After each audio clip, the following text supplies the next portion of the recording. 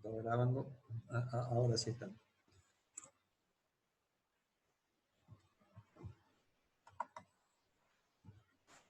Bien, lo que vamos a ver ahora tiene que ver con los sistemas de garantía de los depósitos. Acá vamos a ver algunas cuestiones respecto de la red de seguridad que debe tener todo país, los dilemas de a quién proteger en una red de este tipo, analizar los distintos puntos que tienen que ver con el riesgo moral, no solamente de los depositantes, sino también de los supervisores, de los tomadores de crédito, de los accionistas. Generalmente hay fricciones en la relación entre unos y otros. Cuando hay una caída de una entidad financiera, vamos a profundizar sobre ese punto. Y vamos a ver todas las precondiciones y analizar todos los elementos necesarios para poder establecer un sistema de garantía de depósitos de la modalidad que fuere. Vamos a ver que hay varios tipos y alternativas. Vamos a ver cómo se fondea, vamos a ver cómo funciona, vamos a ver cuáles son los distintos puntos principales. Vamos a estudiar también los mandatos y membresías. Y por último, para cerrar el capítulo, vamos a ver cómo es en la Argentina este sistema de garantía. Lo vamos a comparar con los distintos elementos que vamos a ir analizando durante el dictado. Eso claramente va a ser ya la clase del viernes. Hoy no vamos a terminar con ese punto. Bien. Lo primero que tenemos que analizar en esto de la garantía de los depósitos es lo que se denomina la red de protección bancaria, también conocida como la red de seguridad bancaria. Y dentro de eso hay distintos elementos al respecto. Por ejemplo, un sistema de seguro de depósitos, que es un sistema que en definitiva lo que permite es asegurar a un depositante el reintegro de su depósito, en caso de que haya quiebra en la entidad financiera. En función al papel esencial que cumplen los bancos en la economía, como ya lo hemos dicho, es sumamente importante establecer un mecanismo que sea adecuado a las necesidades de un país. Pero antes de hablar específicamente de los seguros de depósito, vamos a hablar puntualmente de las redes de protección. ¿Por qué los distintos países tienen que tener esta red de seguridad, esta red de protección? Como dijimos anteriormente, por el rol que los bancos cumplen en la economía, el hecho de ser el componente fundamental en el sistema de pago, el hecho de actuar como intermediario en la demanda habitual de recursos financieros entre los inversionistas y los prestatarios, la función de transformación de plazos que tiene incluido, y fundamentalmente por las características que tienen las entidades financieras, en que básicamente poseen activos que, como dice ahí la firma, son opacos. Es decir, son activos que al no tener en su mayoría oferta pública, en caso de los préstamos, es difícil para quienes tienen pasivos bancarios, ya sea depósitos, ya sea bonos, ya sea otro tipo de pasivos, es difícil evaluar con precisión e intentar conocer la calidad de esos activos fundamentalmente.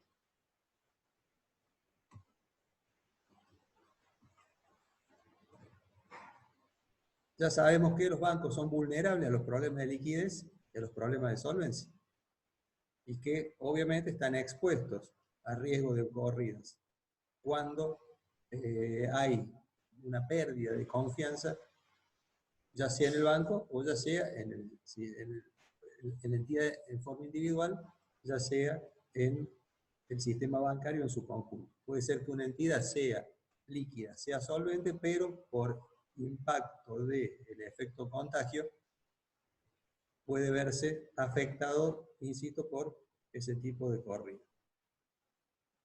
Entonces, ¿cuál es la justificación de por qué se necesitan estas redes de protección, estas redes de seguridad?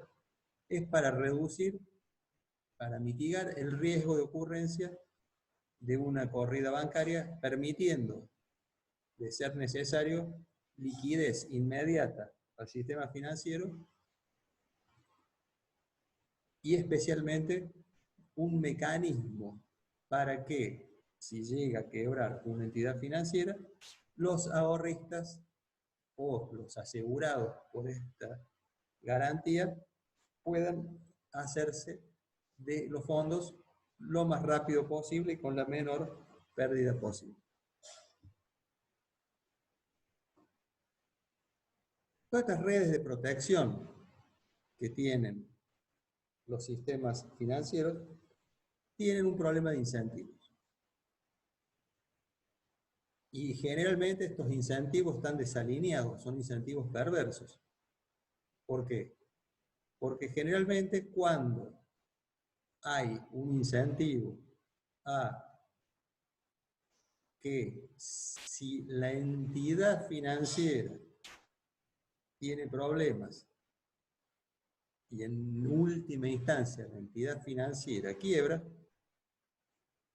si hay un mecanismo, un organismo, lo que fuera, que sale en su rescate, eso hace que en algún punto las entidades financieras asuman mayores riesgos, dado que en caso de caída se socializan las pérdidas, mientras que en caso de ganancia esa queda para los accionistas. Y esto a su vez puede también hacer tender a que los ahorristas y acreedores de las entidades financieras dejen de lado lo que se denomina la disciplina del mercado. Es decir, que sabiendo de que hay alguien que va a terminar pagando la cuenta si la entidad financiera tiene algún problema y quiebra, en ese caso buscan a la alternativa que mayor rentabilidad le da. Total, en última instancia el riesgo es el mismo, siempre va a terminar pagando o el Estado o el fondo del sector privado o el organismo o el que fuere como pagador de última instancia. Y en muchos casos, si sumamos a esto lo que dijimos en la filmina anterior, de que los préstamos en general son opacos, es decir, no tienen una evaluación de mercado, hay que confiar de que la entidad financiera lo evalúe de acuerdo a las normas previstas por el Banco Central y tener la convicción de que el Banco Central supervisa que las entidades cumplan adecuadamente con ese mandato. Pero eso no es necesariamente cierto en todo momento.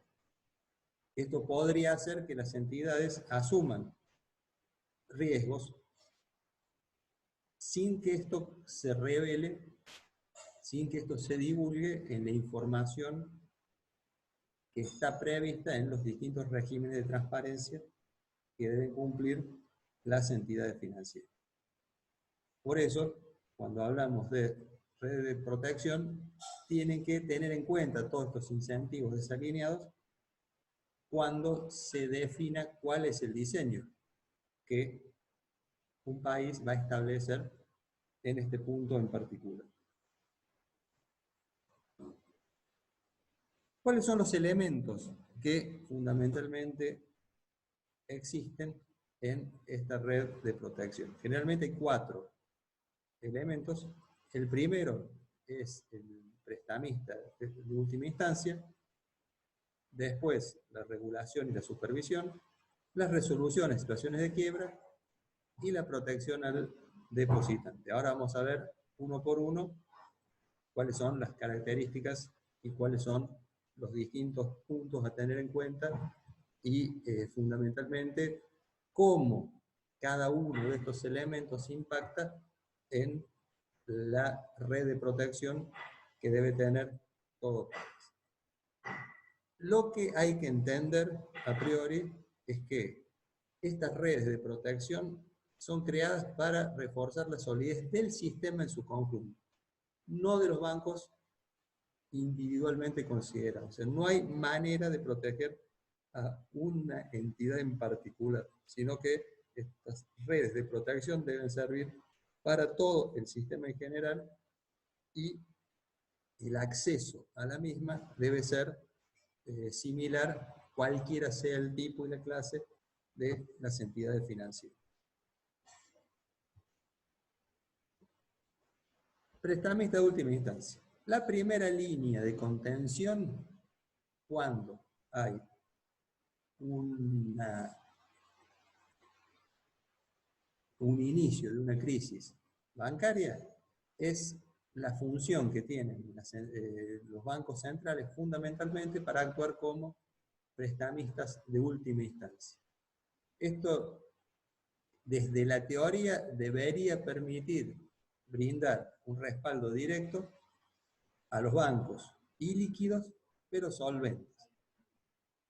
Este es un tema bastante complejo porque cuando empieza una crisis, uno medianamente puede estimar, según el Banco Central puede estimar cuáles son los bancos que tienen problemas de liquidez y de solvencia. El tema es que cuando la crisis empieza a apretar, en muchos casos bancos que eran solventes al inicio de la crisis se convierten en insolventes por ejemplo, la caída en el precio de los activos financieros que tienen en stock esta entidad. Pasa de ser solvente a ser insolvente por el efecto del riesgo de mercado. Entonces, tomando en cuenta esa idea de financiar a bancos que estén ilíquidos por alguna circunstancia puntual, pero que sean solventes, estos préstamos de última instancia siempre deben ser con garantía suficiente. Recordemos que el Banco Central no es una entidad que puede incurrir en pérdidas, sino que generalmente los bancos centrales lo que pueden hacer para inyectar liquidez al mercado son operaciones de préstamo debidamente garantizadas y a una tasa superior a la del mercado. Es préstamo de última instancia, es una penalidad que debe asumir la entidad para acceder a esta línea. No es una manera de financiar la operatoria corriente. Hay una crisis y es el último recurso al que puede acceder la entidad. De hecho que en muchos países el acceso a préstamos de última instancia casi es un estigma para la entidad que deba asumirlo. Por lo tanto, se trata siempre de evitar ese tipo de alternativa.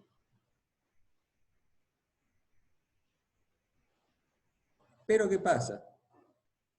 Cuando el problema es sistémico, no individual, en muchos casos, por excepción, se debe proporcionar financiamiento a instituciones insolventes.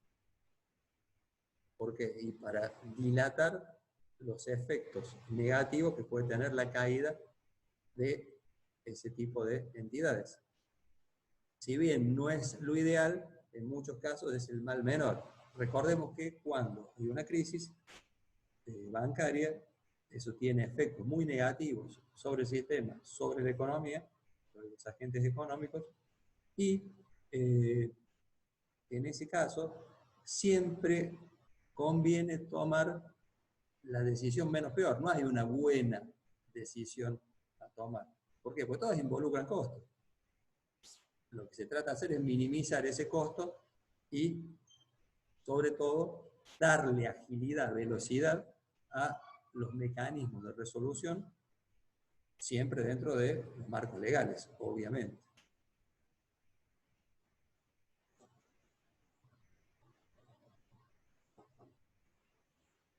Luego tenemos como segunda línea de protección, si se quiere, el sistema de supervisión y regulación de los bancos. La primera de ellas es la función constitutiva de los bancos. Lo vimos en el capítulo 2. Cuando se constituye una entidad financiera, el Banco Central impone requisitos de capital, pero además analiza el proyecto y le impone a los gerentes, directores, síndicos, administradores, etcétera, de las entidades financieras, los requisitos de idoneidad y de experiencia. Es decir, analiza, estudia y evalúa los antecedentes de estos directivos. Ya tenés ahí un primer filtro, un primer sesgo hacia evitar el manejo irresponsable de las entidades. Por otra parte, este sistema de supervisión lo que hace también es mitigar la asunción de riesgo por parte de las entidades. Habíamos hablado de regulaciones tales como capitales mínimos, efectivo mínimo, límite de inmovilizaciones, la limitación a la exposición a grandes grupos económicos, los préstamos vinculados, el régimen de previsionamiento. Es decir, son todos elementos que lo que tratan de hacer es disminuir, mitigar el riesgo de ocurrencia de una crisis bancaria vía, cuando habíamos hablado de los requisitos micro, de las regulaciones microprudenciales, vía buscar fortalecer, solidificar a las entidades a nivel individual, y cuando hablábamos de regulación macroprudencial, vía el establecimiento de distintas pautas para fortalecer al sistema como un todo, es decir, mitigar los riesgos de ocurrencia de una crisis sistémica en función de los elementos que habíamos visto en aquel momento. Y por supuesto, esto tiene que ver también con los mecanismos de supervisión.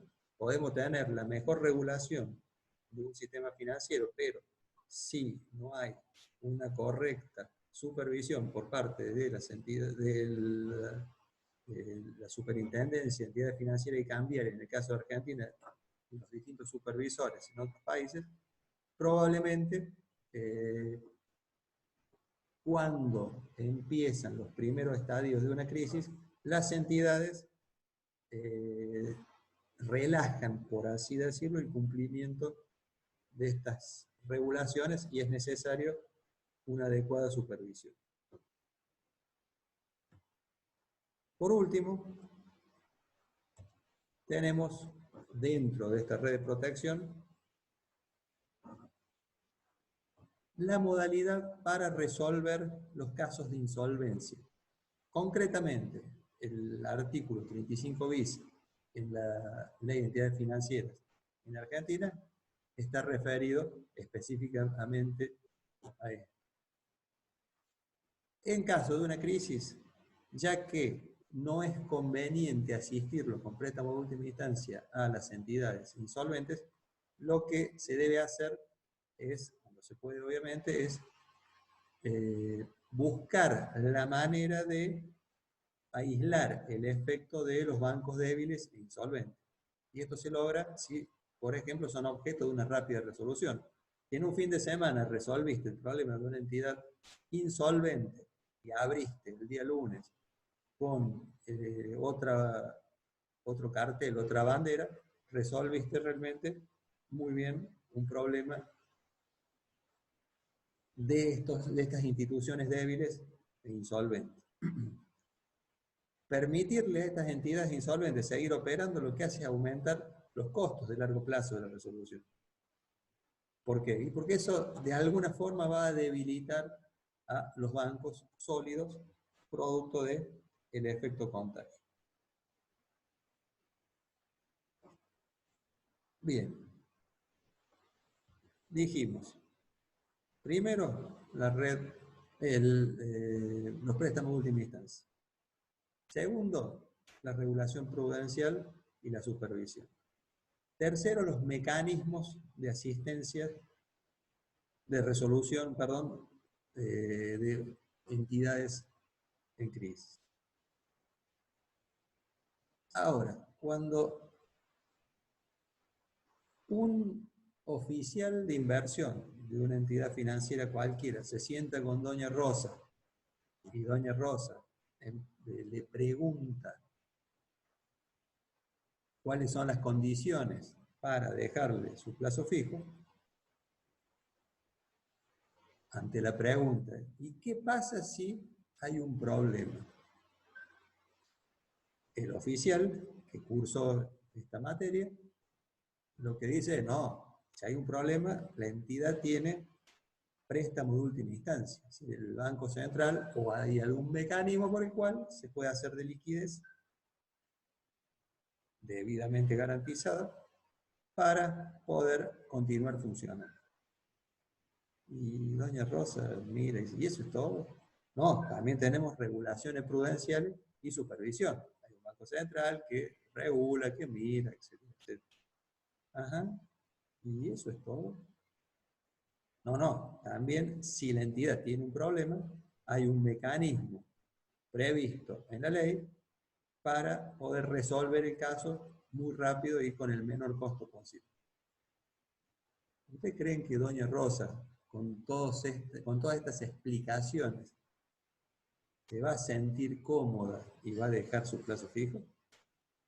Especialmente en países como el nuestro, que tenemos un exceso de pasado, en un país donde se han confiscado los depósitos en reiteradas oportunidades, ya sea vía lambones, ya sea vía corralitos, ya sea vía licuación por inflación, o ya sea, como fue en la época de Tequila, por pérdida, por caída del banco.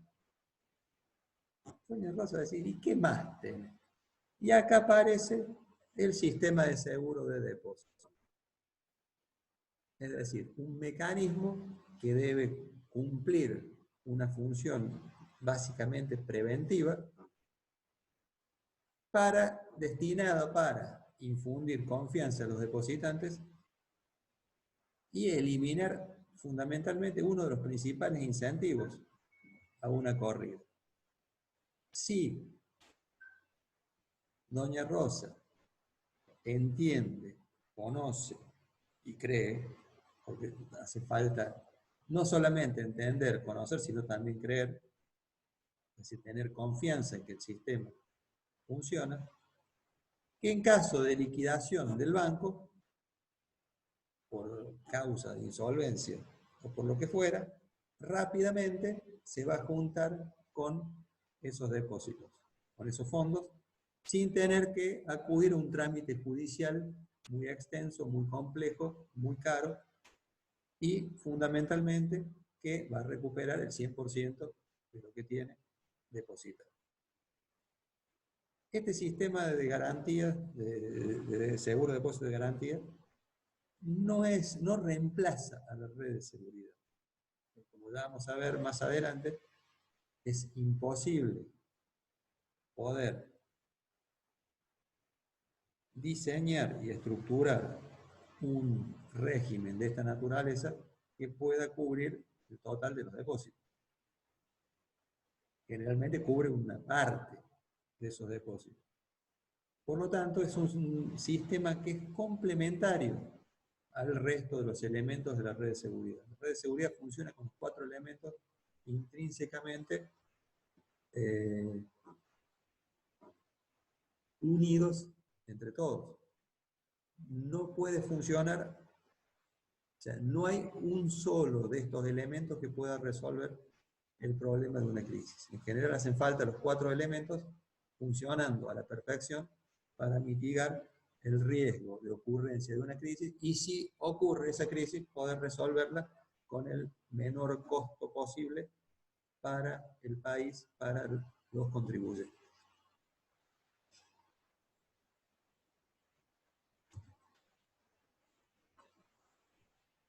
Usualmente, ¿quién es el que organiza este tipo de, organiza y administra generalmente este tipo de, y supervisa este tipo de red de protección? Básicamente es la autoridad monetaria, en el caso de Argentina es el Banco Central de la República Argentina, que lo que trata de hacer es desempeñar, cumplir ese papel vía evitar los distintos efectos negativos producidos por shocks adversos que puedan ocurrir y su impacto sobre la economía en general y sobre el sistema bancario en particular. Por eso es sumamente importante que la autoridad monetaria esté absolutamente atenta a estos movimientos, esté por delante de los acontecimientos y que muy rápidamente tome las medidas necesarias para mitigar los riesgos de ocurrencia. Fíjense como ejemplo lo que pasó en Estados Unidos, que a partir de los efectos negativos de la pandemia sobre la economía y sobre los mercados financieros, en forma inmediata, la Reserva Federal actuó de manera preventiva y realmente puso gran parte de su arsenal en la cancha para impedir que se profundice la crisis y que esa profundización de la crisis tome ribetes que sean imposibles de dar vuelta en el corto plazo. Fíjense que a partir de la implementación de ese tipo de medidas, los mercados se tranquilizaron y hemos visto una sostenida recuperación en los mercados de bonos y en los mercados accionarios, fundamentalmente en Estados Unidos. No hablemos de los mercados emergentes que todavía no están viendo ese escenario. Pero insisto, es el rol fundamental de la autoridad monetaria de actuar rápidamente, eficientemente, y para ello tienen que tener todos los mecanismos legales perfectamente aceitados para poder hacerlo, insisto, con esa diligencia. La crisis del 2008, en el caso de Estados Unidos, le abrió las puertas, le abonó el camino, le dejó el marco legal apropiado para que hoy se pudiesen tomar todo este tipo de medidas sin demora y de una manera, insisto, muy eficiente.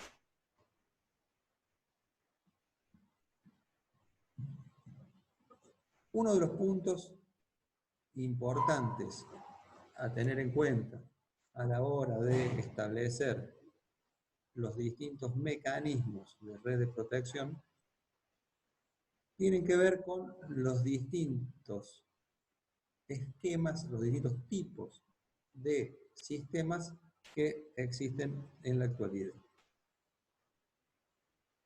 Históricamente, la intermediación tradicional en la banca tenía que ver con los mecanismos de tomar depósitos y prestarlos en operaciones crediticias. Es decir, estaban muy clara la función de intermediador por parte de la entidad financiera y de los depositantes como proveedores de fondos del sistema y los tomadores de préstamo como destinatario final de esos fondos. En general, eran operaciones, como dijimos, opacas, que no tenían cotización en los distintos mercados, ni participación en los distintos mercados de valores en el mundo. En la actualidad, los sistemas financieros tienden mucho más a operatorias de mercado, en la cual, si bien hay mecanismos de financiamiento y hay mecanismos de intermediación, si hay modalidades para tomar fondos y prestar fondos, en muchos casos tiene que ver más con alternativas de mercado, esto es, los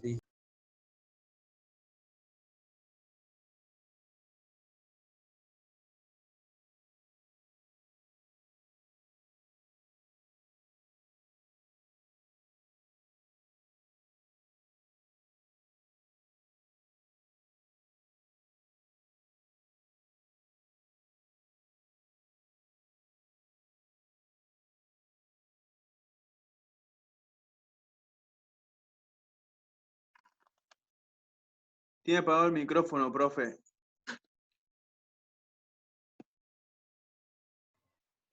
Sí, sí. Algo pasó que me llevó a cualquier otro lado. Capaz que se ha caído la conexión de internet transitoriamente y a ver si se está grabando. Sí. Bien. Repito entonces, lo que estábamos viendo hasta ese inconveniente. Hay sistemas tradicionales basados en la intermediación y sistemas más modernos que están más orientados hacia las operatorias de mercado. Probablemente cuando veamos el próximo capítulo ahí va a quedar bien claro las diferencias entre uno y otros de estos tipos de sistemas. Por lo tanto, hoy el punto es que al haber sistemas que están mucho más orientados hacia operatorias de mercado, los bancos centrales tienen muchísimo más elementos para poder utilizar a los fines de mitigar los riesgos de credit crunch, es decir, desbordamiento de crédito, y por supuesto los riesgos de liquidez. Específicamente porque estos distintos instrumentos que utilizan en muchos casos activos con valuación, con cotización habitual en los mercados, se puede o permiten diversificar los riesgos asignándolos a los operadores de mercado con mayor capacidad para asumir. Por ejemplo, si vamos a la crisis del año 30, donde básicamente era banca tradicional, prácticamente el único elemento con que contaba la Reserva Federal de Estados Unidos eran los préstamos de última instancia.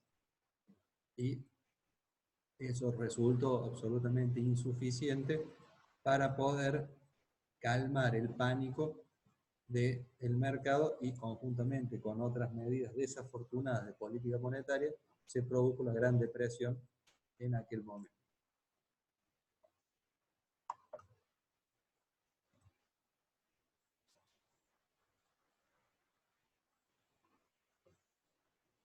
De todos modos, el hecho de que haya mecanismos de mercado que sirvan para poder ser más eficiente en el manejo de una crisis, tiene algunas desventajas, como por ejemplo el hecho de que todos estos mecanismos de mercado permiten niveles de apalancamiento muy superiores a el sistema tradicional. Es decir, puede inducir al sobreendeudamiento a partir de utilizar esos activos con cotización en los mercados como garantía para obtener préstamos o financiamiento de distinto tipo, lo que llamamos financiamiento no tradicional. Y en muchos casos se produce la simetría en la información en el mercado y en muchos casos se puede dar de que las decisiones de inversión se toman sobre información, sobre evaluaciones, sobre distintas características de ciertos activos que no necesariamente son correctas, no necesariamente son las, no necesariamente se han utilizado los mecanismos correctos de evaluación y de asignación del riesgo. En particular lo hemos visto cabalmente esto en la crisis del 2008 con los títulos emitidos en el marco de hipotecas de baja calidad, que vamos a profundizar su estudio en el próximo capítulo.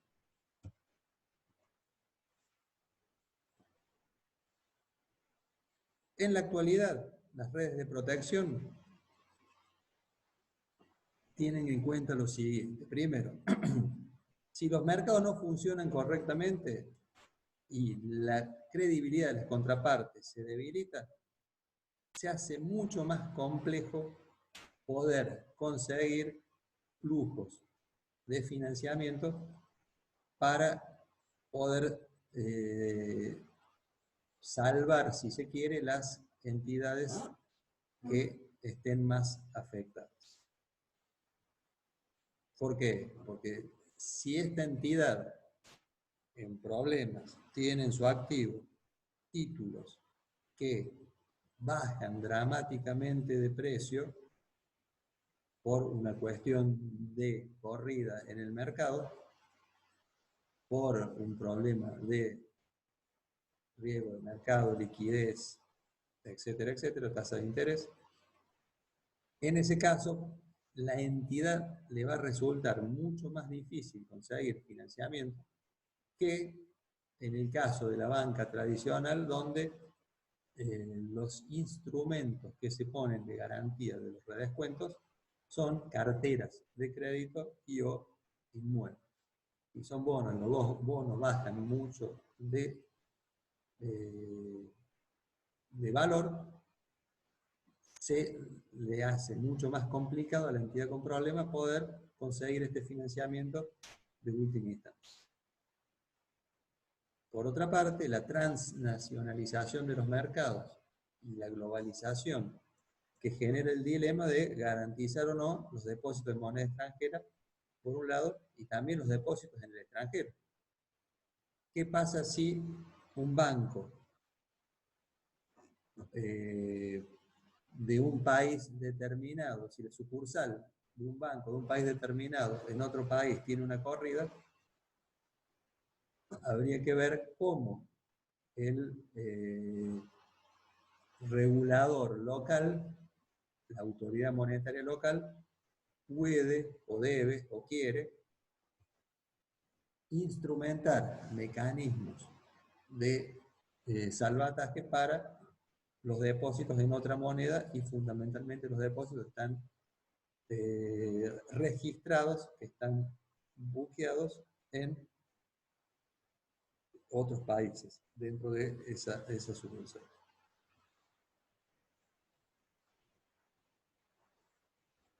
Por último, hoy asistimos a una consolidación de las actividades del sector financiero. En este mecanismo denominado banca universal, donde las entidades no solamente realizan operatoria bancaria, es decir, intermediación entre la oferta y demanda habitual de recursos financieros, sino también tienen dentro de su perímetro administradoras de fondos comunes de inversión, gestoras de patrimonios, operatorias de banca de inversión, compañías de seguro, etcétera, etcétera. ¿Qué pasa si una entidad financiera en sí misma es solvente, pero tiene dentro de su grupo asociado una compañía de seguro y ocurre un evento como en la actualidad con el tema del COVID, donde las compañías de seguro están muy complicadas por distintos riesgos que tienen que asumir, eso podría de alguna manera contagiar esa insolvencia hacia la entidad financiera. Por lo tanto, es un punto que hay que tener en cuenta en los distintos entornos de la red de protección.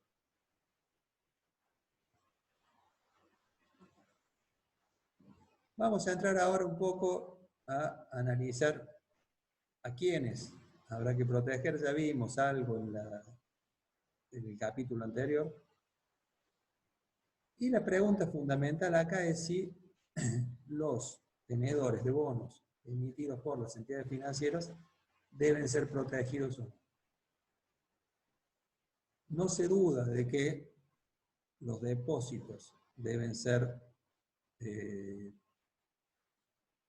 protegidos. Después vamos a analizar si el 100%, si una parte, dependiendo de algunas características.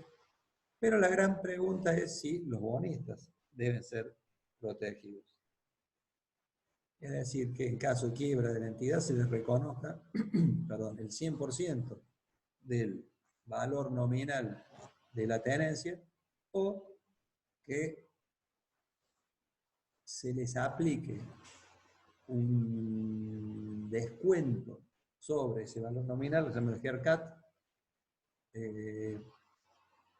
que en definitiva hace compartir el esfuerzo de resolución de la crisis entre los bonistas y el pagador de última instancia, que generalmente es el Estado a través del uso de los fondos públicos.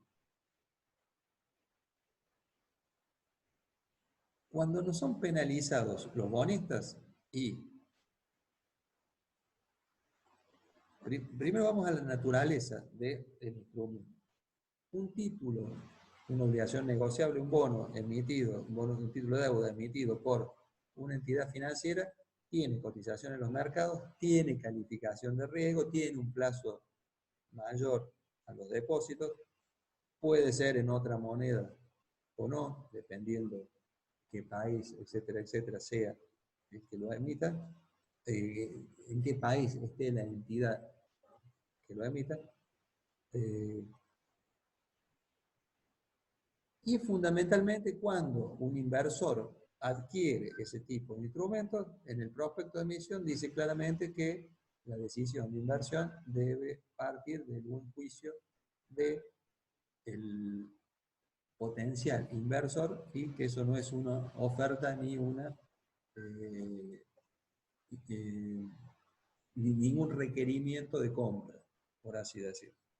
Por lo tanto, quien adquiere ese tipo de instrumento sabe cuál es el riesgo que está corriendo. No incluir, o sea, incluir, perdón, esos títulos dentro de la red de seguridad lo que hace es ampliar de facto dicha red.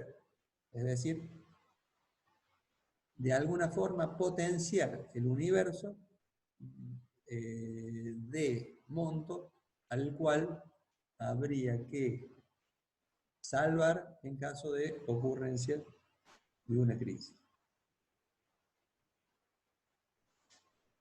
Imponer quita a los bonistas implica una amenaza creíble en caso de quiebra de la entidad. Pero de última también es una contradicción con el objetivo del salvataje, porque en definitiva muchas veces esos mismos bonistas son los que, a los cuales hay que acudir para poder establecer distintos mecanismos de salvataje para la entidad. Con lo cual, insisto, es bastante complicado el hecho de penalizar a priori a los bonistas. De hecho que en las crisis que hubo en el 2008, salvo en el caso de la quiebra de Lehman, que tampoco era un banco comercial, sino que era un banco de inversión, sin acceso al crédito de última instancia, en general a los bonistas se los ha considerado dentro de los distintos mecanismos de salvataje, principalmente en Estados Unidos. A los accionistas claramente no. ¿Por qué? Porque cuando hay un aporte del Tesoro en función del salvataje de una entidad en particular, esa entidad lo que hace es emitir acciones que generalmente son acciones preferidas, y esa emisión lo que hace es diluir la tenencia de los accionistas previos a la operación de salvataje. Pero insisto, el punto de los bonistas es un tema que está muy discutido a nivel académico, tiene una lógica bastante fuerte de que deberían quedar excluidos, pero no se termina de tomar las distintas medidas por estas cuestiones que estamos comentando.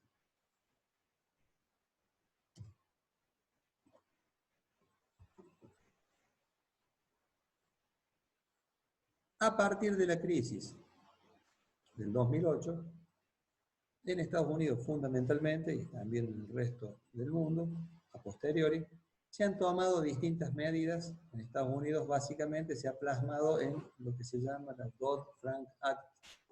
Es una enmienda al régimen legal de Estados Unidos que se llama Dodd-Frank por los dos tipos que fueron los que redactaron.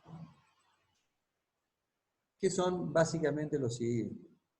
La primera de las medidas que esta enmienda a la ley tiene como objetivo es no realizar salvatajes financiados con el dinero de los contribuyentes. Es decir, que los salvatajes lo paguen las entidades financieras, que los contribuyentes no deban destinar fondos provenientes del pago de impuestos a salvar a los banqueros de Wall Street, que es, como siempre decimos, algo que suena bastante impopular. En algún caso se mencionó en aquel momento con que los ricos con los pobres estaban financiando a los ricos, digamos, alguna cosa de ese tipo. No está claro de que eso se puede aplicar en el caso de una crisis muy grande si lo que estamos viendo es que en la resolución de la crisis actual producto del COVID-19, si bien el Tesoro ha comprometido fondos públicos, pero no ha sido, en este caso, para salvar a ninguna entidad financiera en particular, sino para ser aplicada la compra de determinados instrumentos en el mercado. Es decir, que por ahora se viene cumpliendo con ese punto. Consecuentemente con eso, y también con la buena performance que vienen mostrando las distintas entidades financieras, a pesar de una crisis que, si uno lo mira, es peor que las anteriores, 2008, 1930, etcétera, etcétera. Sí es cierto que está la idea de la transitoriedad en este caso, pero eso habrá que verlo.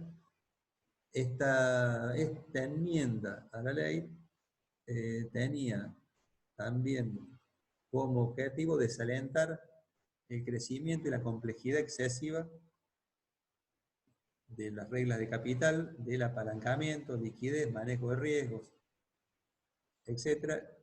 Acá también se implementaron medidas que después se tomó en el Basilea III de colchones de capital anticíclico y demás para las entidades financieras con importancia sistémica. Y un tema fundamental que fue muy discutido hasta el día de hoy y que el mismo presidente de Estados Unidos pidió públicamente que se elimine, pero el Congreso no le hizo caso, que es la Volcker Rule.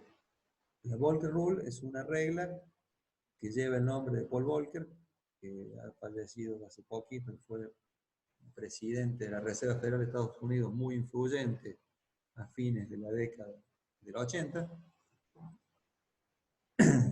donde planteó prohibir lo que se llama el proprietary trading.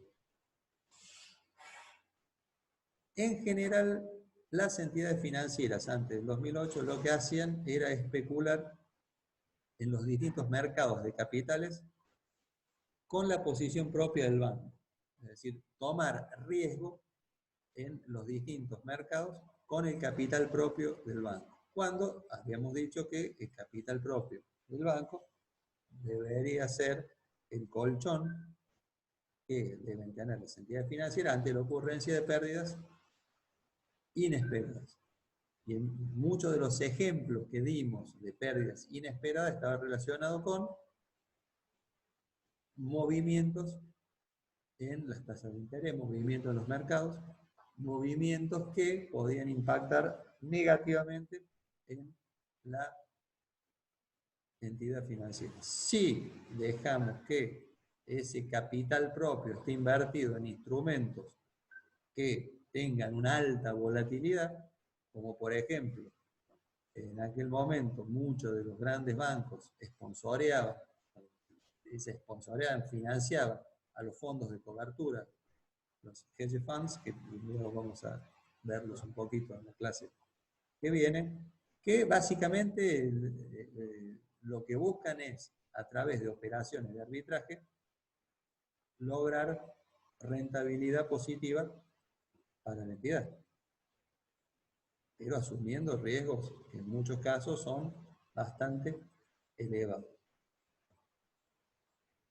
¿Qué más? Rápidamente, extensión de la regulación de entidades no bancarias, es decir, en esto de la banca universal, en esto de que en los grupos de los bancos, en los holdings de los bancos, también hay otro tipo de compañías, es que la Reserva Federal en ese caso pudiese supervisar también a las otras entidades que no sean bancarias específicamente.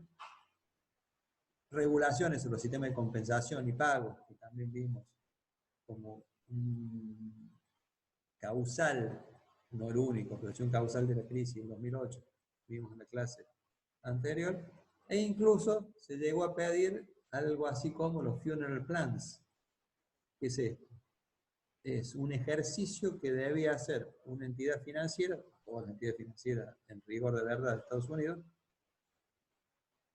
como el ejercicio teórico es el siguiente: cómo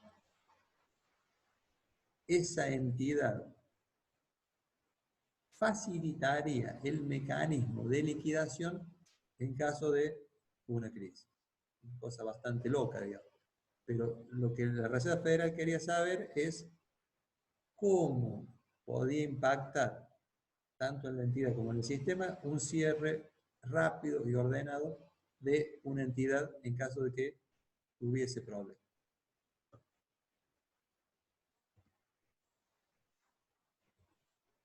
Bien, dejemos de lado los distintos puntos que tienen que ver con la red de seguridad y nos metemos en el punto 4 de la red de protección, que son los sistemas de garantía de los depósitos.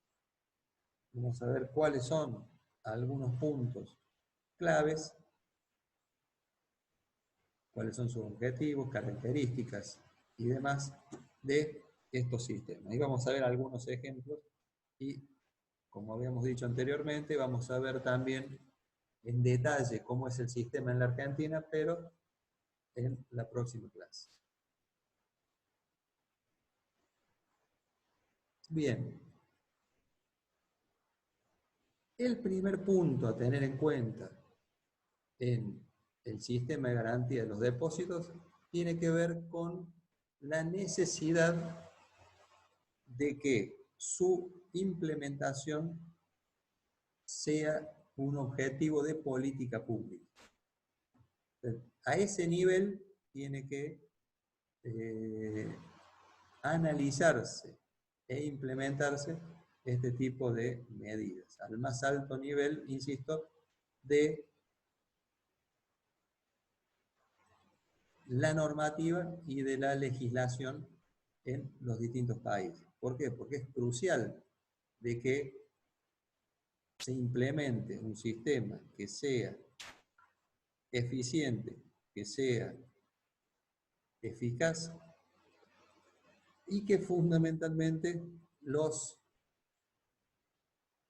asegurados, por así decirlo, y para englobar todos en uno, confíen en ese sistema. Pues podemos hacer el mejor sistema del mundo, pero si la gente no confía, realmente no cumple con el objetivo y no es útil a los fines de reducir el incentivo de que los depositantes retiren sus ahorros de los bancos por desconfianza. Como objetivo de política pública deseable, estos sistemas de garantía de los depósitos deben tender a proteger a aquellos que más lo necesitan, ¿sí? Que son los pequeños depositantes y los que en general no pueden absorber el impacto negativo que tiene la pérdida de fondos. Estos objetivos de política pública tienen que estar definidos muy claramente y deben estar formalmente especificados y deben ser de conocimiento público. Claramente, si estos objetivos de política no son transmitidos adecuadamente a los asegurados, probablemente no se logre el objetivo de incentivar a que los depositantes no retiren sus fondos en el caso de una crisis de confianza. Lo que claramente no debe hacerse es implementar un sistema de garantía para proteger a los bancos de quiebra. No es la idea y no debe ser la idea, y no hay ningún sistema de garantía que pueda cumplir con ese cometido. Insisto, el sistema de garantía de los depósitos es complementario al resto de los mecanismos de la red de protección. Si un banco, por una cuestión de insolvencia o por lo que fuera, tiene que quebrar, hay que buscar la manera más ordenada y menos gravosa de que eso ocurra. El sistema de garantía no puede resolver ese punto.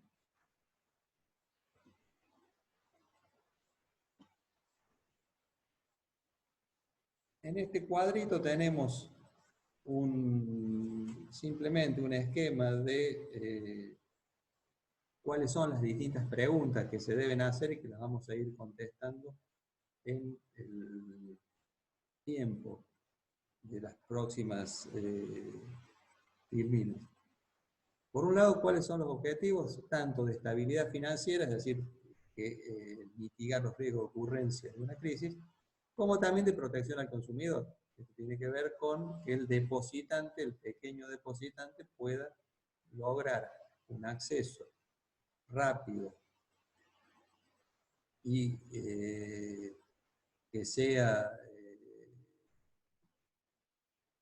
iba a decir, que no sea caro, digamos, que sea accesible a sus fondos. Y para ello nos tenemos que preguntar qué instrumentos, de qué instituciones, depósitos, que pertenecen a quién. ¿Residentes? ¿No residentes? Si son residentes, ¿a quién? ¿A todos? ¿A algunos? ¿O solamente a los pequeños ahorristas? Si son algunos,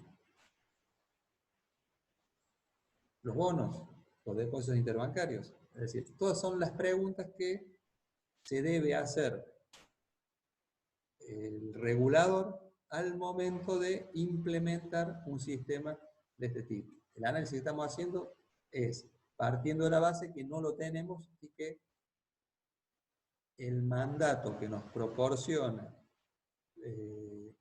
la legislación es el de establecer un mecanismo de este tipo.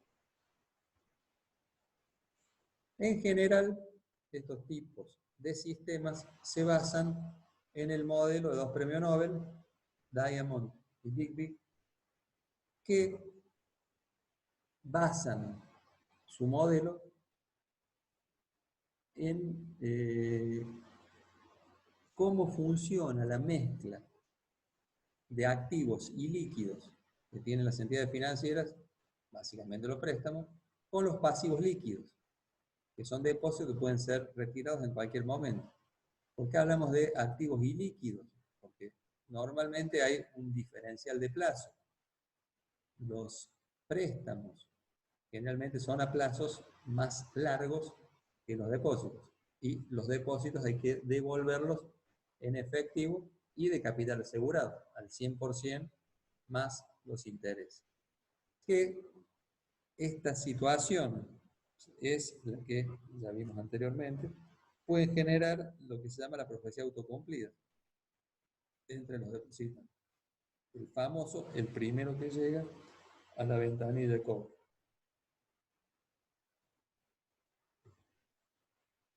En general, cuando un depositante toma la decisión de sacar los depósitos, tiene que ver con alguna decisión puntual de gasto o de inversión.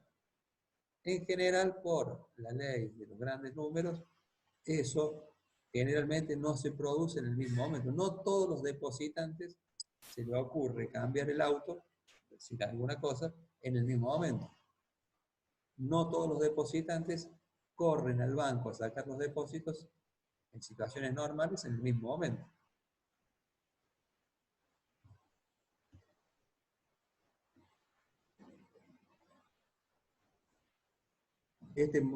Otra de las características del modelo que estamos viendo considera a que los intermediarios, o sea, los bancos los consideran como intermediarios entre ahorristas y tomadores de crédito.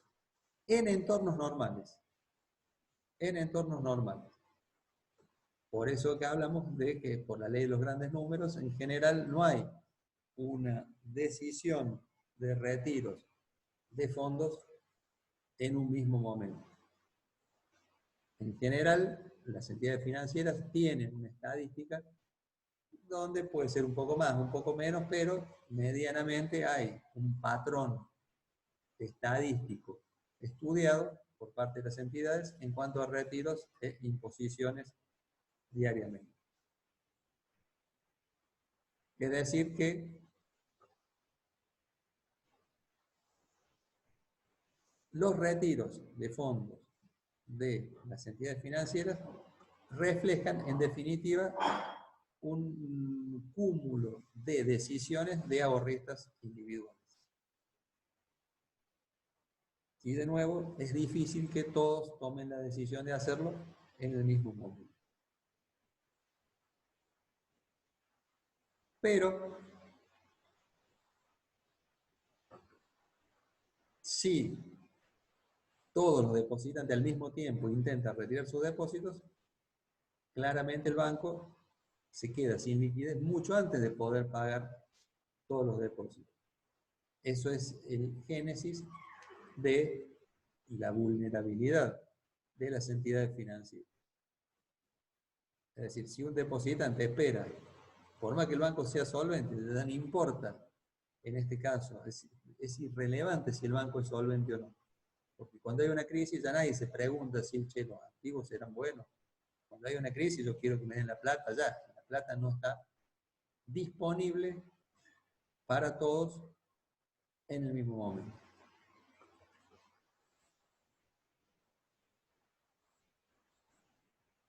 Por eso, Diamond y Digby lo que hacen es un resumen muy simple, con una teoría que es bastante más compleja,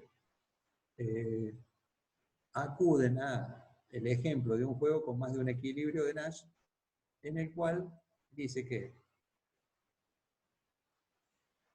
si todos los depositantes esperan que los otros retiren solo cuando tengan necesidad real de gasto, es racional para todos retirar cuando surgen esas necesidades.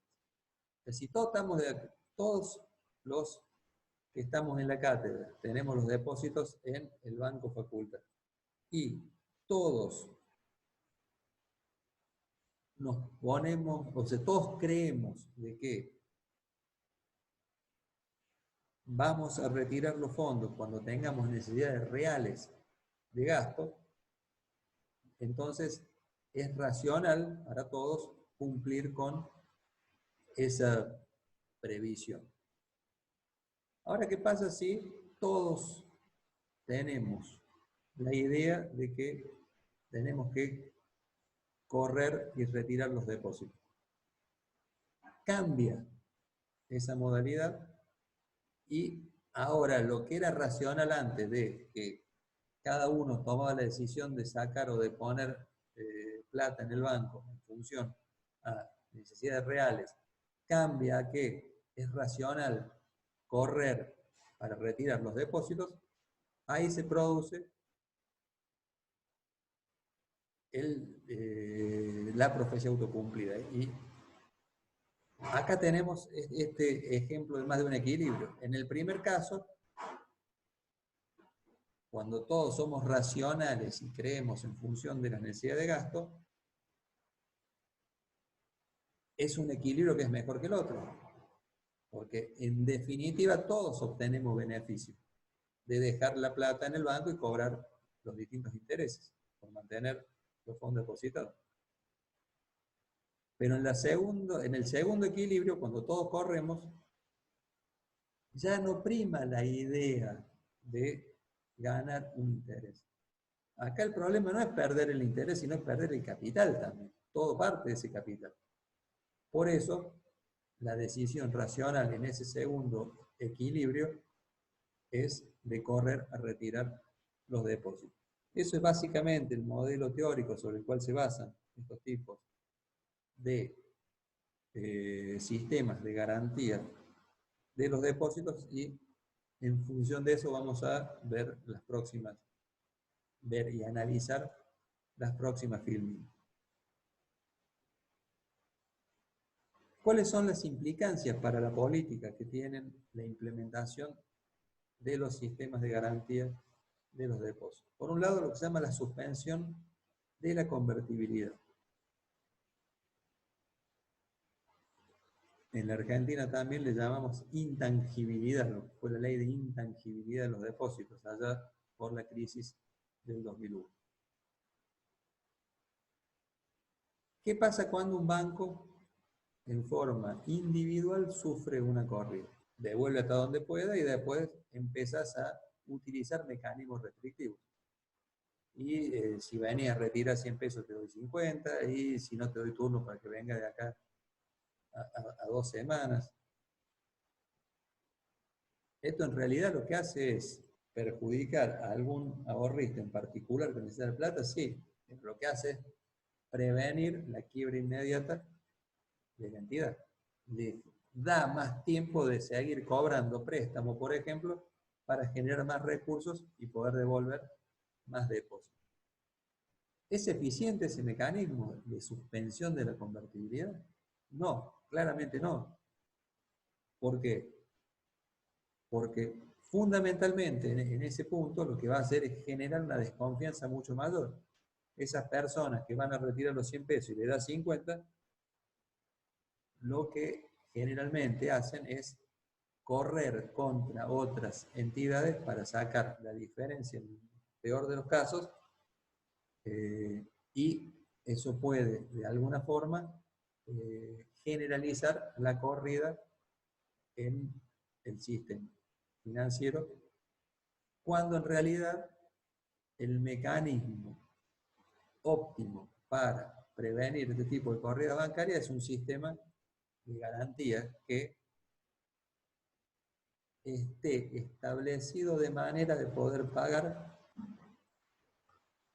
rápidamente a los ahorristas en caso de generarse una corrida. Y de nuevo, es una cuestión que se basa fundamentalmente en la creencia de que los depositantes van a recuperar eso. Ya vamos a ver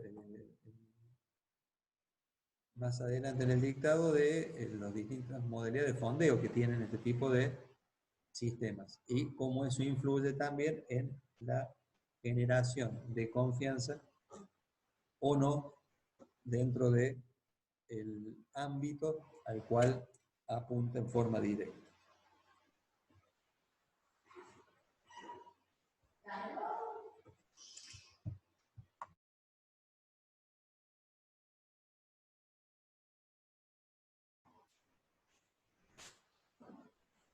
Dentro también de las implicancias para la política, un seguro de garantía que sea suficiente podrá mitigar la posibilidad de corrida. El problema es definir qué es un seguro de garantía que sea suficiente. Mientras más amplio sea, probablemente sea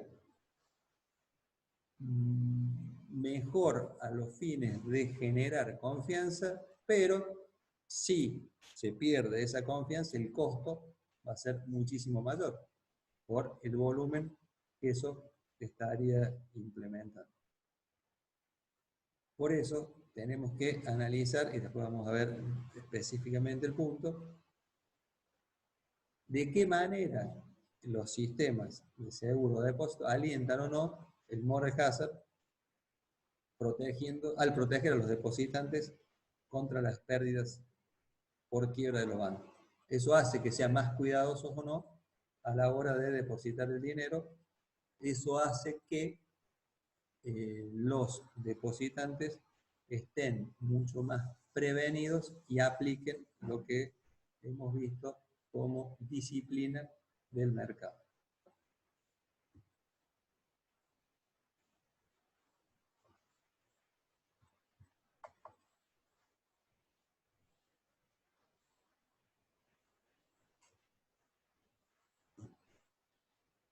¿Cuáles son las consideraciones a tener en cuenta a la hora de implementar un sistema de garantía de los depósitos? Por un lado, las condiciones del sistema financiero. Dijimos que estamos parados un paso antes. No hay un sistema de garantía y lo tenemos que implementar. Lo primero que tenemos que ver cuáles son las condiciones del sistema financiero. ¿Cuál es el nivel de liquidez? De solvencia. ¿Cómo es la calidad de los activos? ¿Y cómo están las políticas de crédito dentro del sistema? Si, por ejemplo, los bancos están totalmente ilíquidos, insolventes, la calidad del activo es muy mala y las políticas de crédito son tendenciosas, y vamos a tener problemas muy serios en cuanto a la implementación del sistema. ¿Por qué? Y porque el riesgo de ocurrencia de una corrida es muy grande y el costo y el impacto económico de esa corrida puede ser realmente importante. Y si se da esa corrida, lo primero que debemos hacer es entender con qué tipo de crisis estamos lidiando. ¿Es de naturaleza individual o es sistémico? Si es individual, hay, como vimos en el capítulo anterior, modalidades más simples, aunque costosas, para resolver. Si es sistémico, ya los mecanismos son bastante más complejos y son más extendidos en el tiempo. Cantidad, tipo y características de los bancos también hay que tener en cuenta. La competencia, el grado de concentración, la participación del Estado en los paquetes accionarios y en la dirección de las entidades. Supongamos un sistema donde tenga 5 entidades, no es lo mismo que un sistema que tenga 150 entidades. ¿Por qué? Y porque la probabilidad de caída y el impacto económico de la caída de una entidad es muy distinta mientras más diversificado esté el sistema financiero. Mientras más concentrado está, mientras más grandes sean las entidades, más complejos son los mecanismos de implementar este tipo de sistema. Lo mismo hay que tener en cuenta en cuanto a la participación del Estado en los distintos paquetes accionarios. Mientras mayor sea la participación del Estado, teóricamente, menor debería ser el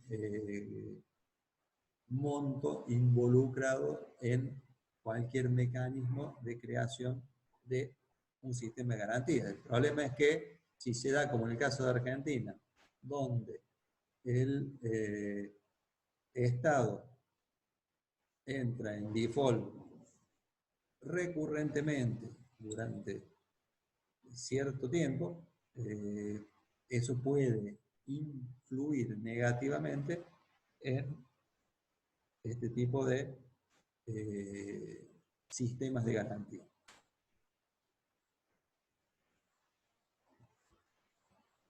La estructura legal de las entidades, hay que ver si son sociedades anónimas, si son cooperativas. Recordemos que la sociedad anónima es mucho más simple en cuanto a los mecanismos de resolución en caso de una crisis. Las cooperativas, por el esquema propio de votos que tiene incluido, es más complicado.